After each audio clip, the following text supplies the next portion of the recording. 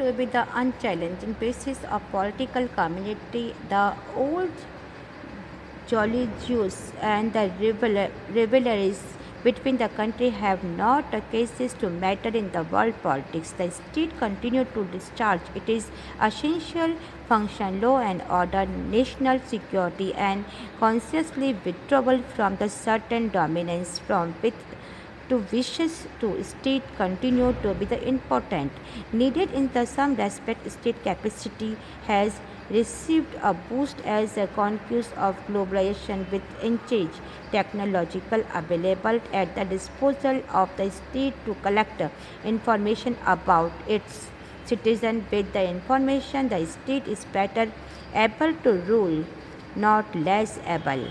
Thus, states become more powerful than they were earlier as an outcome of the new technology. कि ऐसी बात नहीं है कि पॉलिटिकल जो कम्युनिटीज़ है उनके बेस पर स्टेट की प्रधानता को कोई चुनौती मिली है। अगर स्टेट का हम अर्थ लेते हैं तो आज भी यह मेन है कि वर्ल्ड की पॉलिटिक्स में अब भी डिफरेंट कंट्रीज़ के बीच में जो पुरानी ईर्ष्या है, जो दखल अंदाजी है, कानून है, व्यवस्था है या सिक्योरिटी जैसे अपने अनिवार्य कार्य जो पूरा कर रहे हैं, ये बहुत सोच समझ कर नए स्टेप उठा रहे हैं और जहाँ उनकी मर्जी होती है वहीं पर वो उसको इम्पोर्टेंस देते हैं। तो कुछ मायनों में वैश्वीकरण या फिर ग्लोबलाइजेशन का फलस्वरूप आज स्टेट की जो पावर है उसको बढ़ाना है।